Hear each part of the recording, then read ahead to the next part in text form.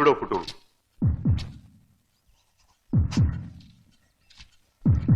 ഇത്രയും നാളത്തെ എന്റെ സർവീസിനിടയ്ക്ക് ഇത് ആദ്യത്തെ സംഭവമാണ്.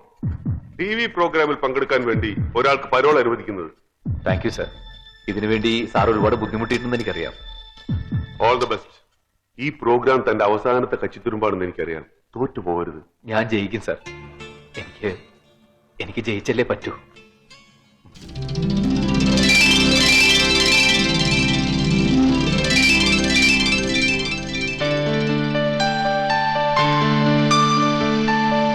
നമസ്കാരം. Good evening everybody. എന്റെ പ്രിയപ്പെട്ട പ്രേക്ഷകർക്ക് വൺ മാൻ ഷോ കോടിപതിയിലേക്ക് സ്വാഗതം.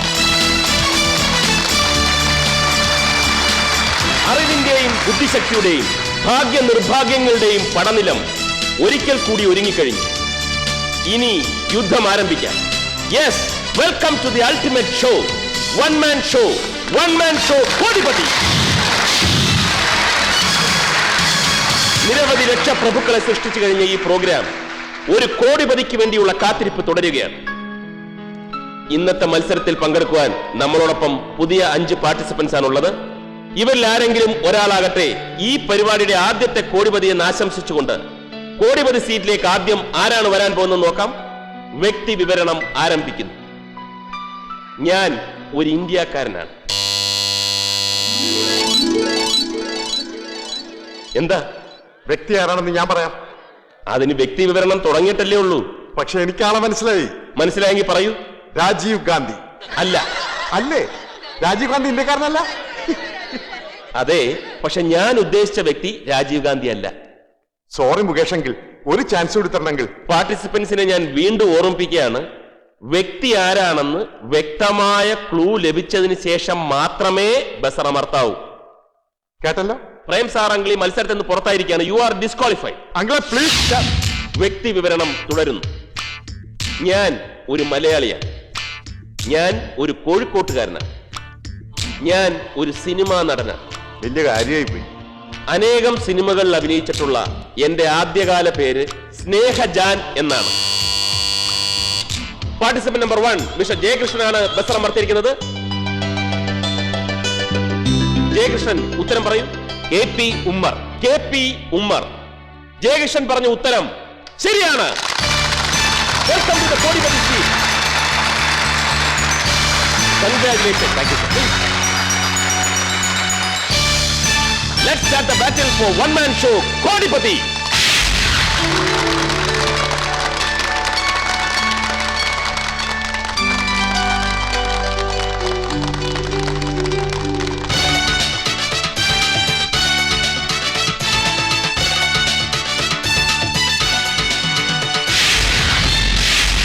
ജയകൃഷ്ണൻ ഒരു അഡ്വക്കേറ്റ് ആണല്ലേ? അതെ സർ. ഒരാൾക്ക് ഒരു അഡ്വക്കേറ്റ് അല്ലാതെ 2 അഡ്വക്കേറ്റ് ആകാൻ പറ്റുമോ? മണ്ടത്തരം. പ്രശസ്ത അഭിഭാഷകൻ KR മേനോന്റെ ജൂനിയർ ആയിരുന്നു അല്ലേ? അതെ, അദ്ദേഹത്തിന്റെ അനന്തരവനുമാണ്. ജയകൃഷ്ണനോടുള്ള ആദ്യത്തെ ചോദ്യം ചോദിക്കാൻ പോവുകയാണ്. ഈ ചോദ്യത്തിന് ജയകൃഷ്ണൻ ശരിയുത്തരം നൽകുകയാണെങ്കിൽ യു വിൽ വിൻ 2000 റുപ്പീസ്. ചോദ്യം: ഹൈക്കോടതിയിലെ ചീഫ് ജസ്റ്റിസിനെ നിയമിക്കുന്നത് രാഷ്ട്രപതിയാണ്. A true, B false. A true. Computer trigger. A true.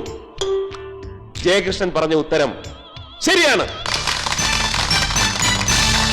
ഇപ്പോ 2000 രൂപ ജയകൃഷ്ണൻ സമ്മാനമായി ലഭിച്ചിരിക്കുകയാണ്. നമുക്ക് അടുത്ത ചോദ്യത്തിലേക്ക് പോകാം.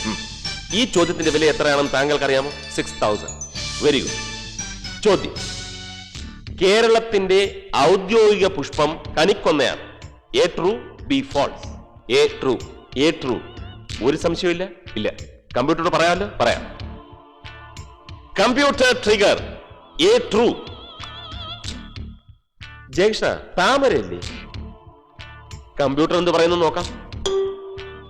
കമ്പ്യൂട്ടർ പറയുന്നു ജയകൃഷ്ണൻ പറഞ്ഞ ഉത്തരം തെറ്റല്ല, ശരിയാണ്. ഈ സോൺ ഇവിടെ അവസാനിക്കുകയാണ്. ജയകൃഷ്ണന് 6000 രൂപ ഉറച്ച സമ്മാനം ലഭിച്ചിരിക്കുകയാണ്. നമ്മൾ അടുത്ത സോണിലേക്ക് കടക്കുന്നു. ഈ ചോദ്യത്തിന് ജയകൃഷ്ണൻ ശരി ഉത്തരം നൽകുകയാണെങ്കിൽ you will win 12,000 rupees. All the best. Thank you. ചോദ്യം: ഒരു വർഷത്തിൽ ഏറ്റവും ദൈർഘ്യം കുറഞ്ഞ ദിവസം ഏതാണ്? 3 ഓപ്ഷൻസ് ആണുള്ളത്. A January 1st, B February 28 and C December 22nd. ഏത് പോലീസുകാരനെ ഇത് അറിയാൻ പറഞ്ഞത്? ഞാനൊരു ഫസ്റ്റ് അതെങ്ങനെ? 31st ആയിട്ട് നമ്മൾ അടിച്ച് പൂക്കി തിയേറ്ററിൽ കിടന്നുറങ്ങുന്നത്.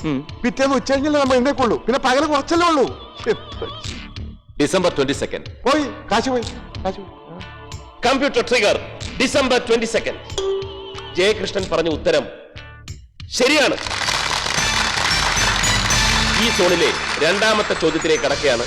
ഈ ചോദ്യത്തിന് താങ്കൾ ശരിയുത്തരം നൽകുകയാണെങ്കിൽ you will win 25,000 rupees. Good luck.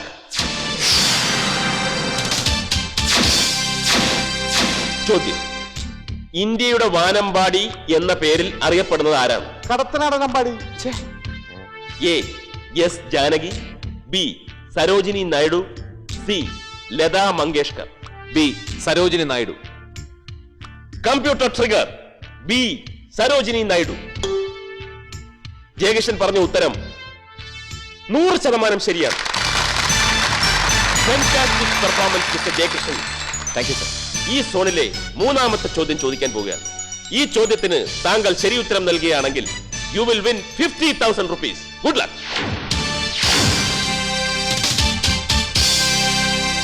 ചോദ്യം: ഉറക്കത്തിലുണ്ടാകുന്ന സ്വപ്നങ്ങളുടെ ദൈർഘ്യം എത്ര? A 1 to 2 seconds, B 1 to 4 minutes, C 1 to 6 hours. A 1 to 2 seconds. കമ്പ്യൂട്ടറോട് പറയാം. Computer trigger 1 to 2 seconds. അതിന് സ്വപ്നത്തിലാരാ വാച്ച് നോക്കണത്? താങ്കൾ എങ്ങനെ സ്വപ്നം കാണാറുണ്ടോ? സ്വപ്നങ്ങൾ ഒരുപാട് കണ്ടിരുന്നു സർ. എന്താ ഇപ്പൊ കാണാറില്ലേ? സ്വപ്നങ്ങൾ കാണണം. സ്വപ്നങ്ങൾ ഉണ്ടെങ്കിലേ ജീവിതമുള്ളൂ ജയകൃഷ്ണൻ. ജയകൃഷ്ണൻ പറഞ്ഞ ഉത്തരം ശരിയാണ്. ജയകൃഷ്ണൻ വളരെ പ്രിപ്പയർഡ് ആണ്. I appreciate. ഇത്രയും അനായാസമായി ഇതുവരെ ആരും 50,000 വരെ എത്തിയിട്ടില്ല. 50,000 രൂപ നേടിയിട്ടും ജയകൃഷ്ണന് യാതൊരു സന്തോഷമുള്ളതായിട്ട് തോന്നുന്നില്ലല്ലോ. എനിക്കിത് വെറും മത്സരമല്ല സർ, ഒരു ജീവൻ മരണ പോരാട്ടമാണ്. താങ്കൾ വളരെയധികം പ്രത്യേകതയുള്ള ആളാണ്. എല്ലാ കാര്യത്തിലും ആ പ്രത്യേകത പ്രകടവുമാണ്. താങ്കളുടെ വീട്ടുപേരിന് പോലും ഉണ്ട് ആ പ്രത്യേകത. കോടതി വീട്. ഞാൻ ആദ്യമായിട്ട് അങ്ങനെ ഒരു വീട്ടുപേര് കേൾക്കുന്നു. സത്യത്തിൽ അത് ഇരട്ടപ്പേരാ.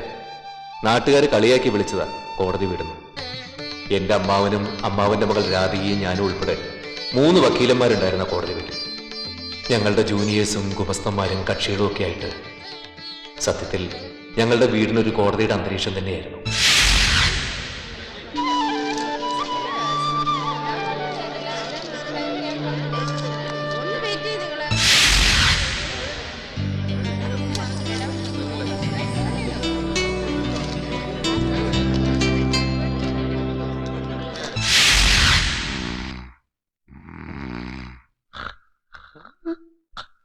Yes, Your Honor.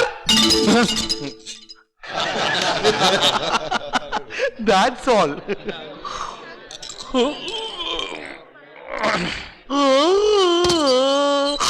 കുറച്ചുകൂടെ നീട്ടി ചിഹ്നം വിളിക്ക്. അത് കേട്ടിട്ടെങ്കിലും 2 കക്ഷികളൊന്ന് കേറട്ടെ. താൻ ഞങ്ങളങ്ങനെ കൊച്ചാക്കൊന്നും വേണ്ട. ഈ അഡ്വക്കേറ്റ് ജയകൃഷ്ണനും അദ്ദേഹത്തിന്റെ ജൂനിയറായ അഡ്വക്കേറ്റ് പൊന്നപ്പനും കേസുകളില്ലാത്തതേ ഞങ്ങൾ കേസുകൾ എടുക്കാത്തോണ്ടാ. ദേ ഇപ്പൊ തന്നെ ഈ ആലത്തൂർ കൊലക്കേസ് വന്നിട്ടേ ജയകൃഷ്ണൻ സാർ അത് എടുത്തില്ല. അതിന് ആ കേസ് രാധിക മേഡത്തിനാണല്ലോ വന്നത്. അതെ, അതുകൊണ്ടുള്ള കേസ് എടുക്കാഞ്ഞേ. അതേതായാലും നന്നായി. തന്റെ ഈ ജയകൃഷ്ണൻ സാറ് ആദ്യമായി വാദിച്ച കേസിന്റെ കഥ അറിയോ? അദ്ദേഹത്തിന്റെ വാദം കേട്ട് അങ്ങേരുടെ കക്ഷി കോടതിയിൽ വെച്ച് ഹാർട്ട് അറ്റാക്ക് വന്ന് ചത്തു. ഒബ്ജക്ഷൻ. എന്റെ ഒബ്ജക്ഷൻ സക്സസ് ആവില്ലേ? ഇനി ഒബ്ജക്ഷൻ എന്ന് പറഞ്ഞ എന്റെ മുഖത്ത് തുപ്പിയാലുണ്ടല്ലോ. എടോ, ആ കക്ഷിക്ക് ഹാർട്ട് അറ്റാക്ക് വന്നത് സാറിന്റെ വാദം മോശമായതുകൊണ്ടല്ല, അദ്ദേഹത്തിന്റെ കക്ഷിക്ക് വാദരോഗം ഉണ്ടായതുകൊണ്ടാ. വാദരോഗമുള്ളവർക്ക് ഹാർട്ട് അറ്റാക്ക് വരുമോ? വരും. ആ കക്ഷിക്ക് ഹൃദയത്തിലായിരുന്നു വാദം, ഹൃദുവാദം. വേറെയും 2 കേസ് വാദിച്ചിട്ടുണ്ടല്ലോ നിന്റെ സാറ്. അതെ, ആ. ആ 2 കക്ഷികൾ ഇന്ന് സെൻട്രൽ ജയിലാണ്. അവർ വളരെ സന്തോഷത്തിലാണ്. ജയിലിൽ കിടക്കുന്നതുകൊണ്ടോ? അല്ല, അവർക്ക് ഹാർട്ട് അറ്റാക്ക് വന്നില്ലല്ലോ.